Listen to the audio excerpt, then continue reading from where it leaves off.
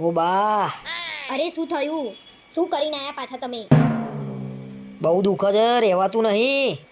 જીવ જતો રે એવું દુઃખ છે. જીવ જતો રહે ને પહેલા કહો કે શું કરીને આયા છો એમ. અરે મેં એકલાએ તિજોરી ખસેડી ને, બહુ દુઃખ છે. તો તમે એકલાએ કેમ તિજોરી ખસેડી? અને કોની તિજોરી ખસેડી આયા છો? બહાર બેઠો તો રિયા ભાભીએ બૂમ પાડી કે તિજોરી ખસેડી આપશો. એટલે તમે દોડ્યા છો શક્તિમાન? અને તમે ભોગવો ને એ લાયક ના જ છો. ભાઈ તિજોરી ખસેડી આલી એમાં શું ભોગવવાનું? અને તિજોરી ખસેડી આલી એ ગુનો છે? તિજોરી ખસેડી એ ગુનો નહીં, પણ રિયા ભાભીની તિજોરી ખસેડી ને એ ગુનો છે. આટલું બધું દુઃખ છે અને તું મારી જોડે ઝઘડો કરું છું. અરે તો શું લેવા દોડ્યા તા બાહુબલી? જાવ રિયા ભાભીને બોલ્યા આવો કમર દબાવા. આહા, જોરદાર મોકો મળ્યો. બહુ દુઃખ છે, રહેવાતું નહીં. ફોન કરી રિયા ભાભીને. જોયું? આટલું દુઃખ છે ને તોય આટલા દુઃખમાં આ માણસ મોકો ગોતે છે.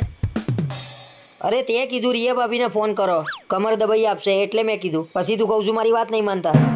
તમારા કામ જ એવા છે ને, આના કરતા તો તિજોરી પડી હોત ને તમારી પર તો સારું હતું. તો રિયા ભાભી ઊંચો કરીને દવાખાને લઈ જાત.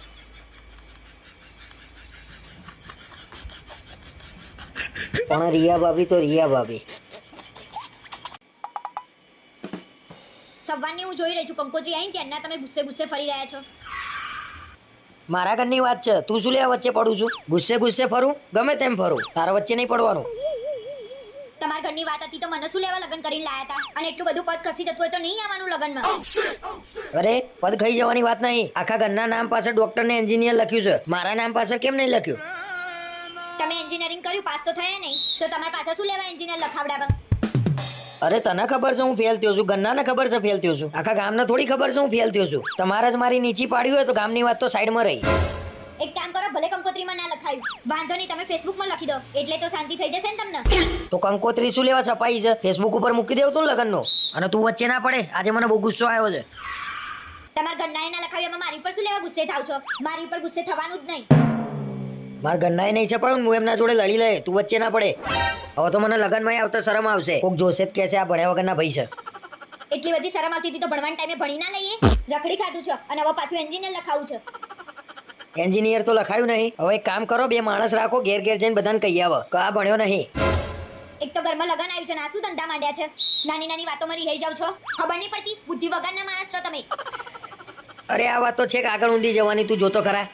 તમે ઝઘડવાનું બંધ કરો. હવે ઘરમાં કોઈ બી પ્રસંગ આવશે ને તો તમારી પાસે ડોક્ટર લખાવડાઈ દઈશું બસ.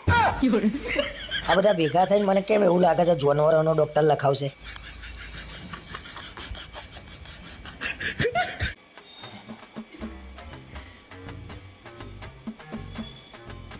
મજાઈ ગઈ, બાર જબરો ઝઘડો જામ્યો છે. તે કોકના ઝઘડામાં તું કેમ ખુશ થઈ ગઈ છું? અરે કોનો ઝઘડો છે ખબર છે તમને? આ મનીષ અને મહેશ બે ઝઘડે છે. કઈ વાત ઉપર ઝઘડા છે? અને મહેશ તો છે ને આમાંય વિચિત્ર છે. દિવાળીમાં કેવી ગાડી આગળ ફટાકડા ફોડતો તો આપણી. અરે મહેશ છે ને એના ઘરની જગ્યા છોડી મનીષના ઘર આગળ જઈને ગાડી મૂકી આવ્યો છે. એને પહેલેથી એવું છે કે આ બધી જગ્યા છે ને માર ડોહાની છે. મહેશ શું જગ્યા જગ્યા કરતો હશે? બધી જગ્યા ઉપર લઈ જવાની છે. આવડી નાની નાની બાબતો ઉપર ઝઘડે ને એ જિંદગીમાં કદી આગળ ના આવે. એ તો દિવાળી વખતે આપણે ઝઘડો થઈ જતો, આપણી ગાડી આગળ જગ્યાએ કેવા ફટાકડા ફોડતો હતો.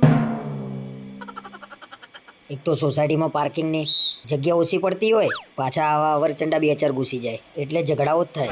અવાજ આવ્યો, હું બહાર જાઉં, હું સાંભળીને આવીને તમને કહું. અને મારામારી થાય ને તો મને બૂમ પાડજે. આજે તો લાઈવ મારામારી જોવી જ છે.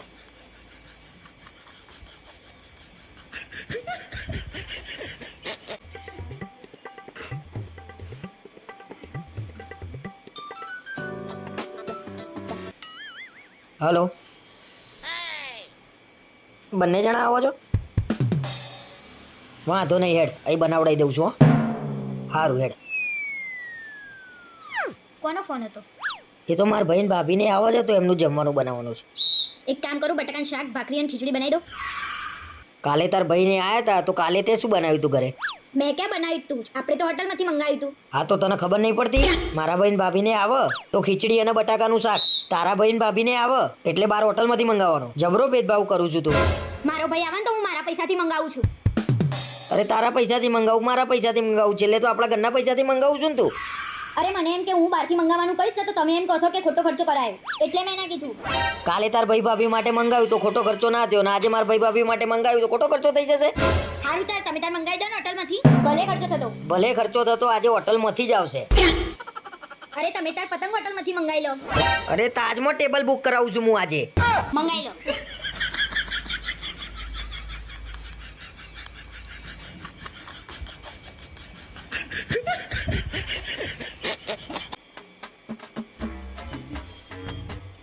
હમણાં તમારા ભાઈબંધનો ફોન આવ્યો તો મારી ઉપર. મને નહીં ખબર કેમ આવ્યો તો, શું કહેતો તો તને? અરે તમે જ કરાયો હશે ફોન. મને નાની કીકી ના સમજો તમે. અરે હા, આજે એનો બર્થડે છે ને તો બહાર જવાનું છે. મેં ફોન ના ઉપાડે ને તો તને કર્યો હશે. તમારા ભાઈબંધનો બર્થડે છે એમ? હા, આજે એનો બર્થડે છે. આજ બધા ભેગા થઈશું, રાત્રે બહાર જઈશું અમે. પણ એ તો એમ કહેતો હતો કે મારા વાઈફનો બર્થડે છે અને સરપ્રાઈઝ આપવાની છે. મારા રાય ફસાયો મને. હા? કેમ બે દાંત વચ્ચે જીભ આવી ગઈ? જવાબ આપો.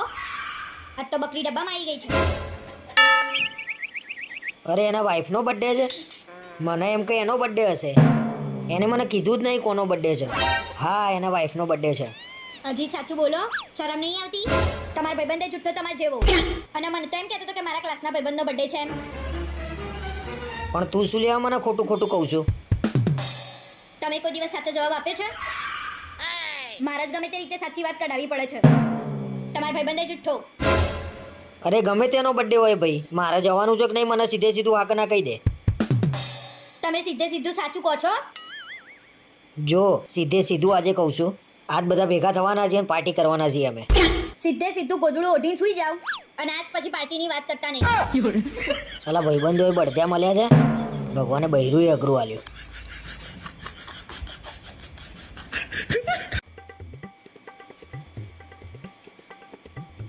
શું થયું છે તમને? અરે કઈ નહીં થયું ભાઈ. કંઈ નહીં થયું તો 2 દિવસથી શું લેવા ટેન્શનમાં ફરી રહ્યા છો? તને કેમનું એવું લાગ્યું કે હું ટેન્શનમાં છું? દરરોજ ઘરમાં આમથી આમ કરો છો, આટલું બધું જોર કરો છો તો મને ના ખબર પડે? આજે મને લાગે છે મારી પોલ ખુલી જશે. શું વિચારો છો તમે? જે વિચારતા એ મને કહી દો તો ટેન્શન ઓછું થાય તમારે. તને હું કહીશ તો તારા જોડે એનું કઈ સોલ્યુશન છે?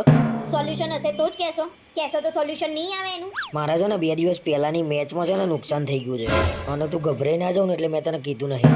કેટલું નુકસાન કર્યું છે અને આ બધા ધંધા ક્યાંથી ચાલુ કર્યા છે? અરે 50,000નું જ કર્યું તું અને પહેલી વાર જ કર્યું તું. મને એમ કે 50,000ના 2-2.5 લાખ રૂપિયા આવે તો આપણું કામ થઈ જાય. કમાઈ લીધા? લાવો 2 લાખ. એક તો 50,000 આપવાનું ટેન્શન છે ને તું મારી મજાક ઉડાડું છું. તો શું લેવા આવો ધંધો કર્યો? મને પૂછ્યું હોત તોય હું ના પાડત કે આવો ધંધો ના કરાય એમ. એ તો 50,000નું નુકસાન થયું ને તે મને આઈડિયા આવી ગયો તે મેં બંધ કરી દીધું રમવાનું. 50,000નું નુકસાન થયું ત્યાં સુધી આઈડિયા ના આવ્યો? પછી આઈડિયા આવ્યો? અને 50,000 ક્યાંથી લાવશો એ તો કહો.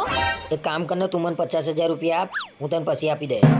હું તમને 50,000 આપું તો પછી તમે મને ક્યાંથી 50,000 આપશો? અરે એ તો હવે બીજી મેચો આવે છે ને એમાં પૈસા કવર કરી લે ને તને આપી દે. કવર કરવામાં તો ઘર બાર બધું વેચાઈ જશે. વાત તો સાચી છે આની. આ ધંધામાં ઘર બાર વેચાઈ જ જાય.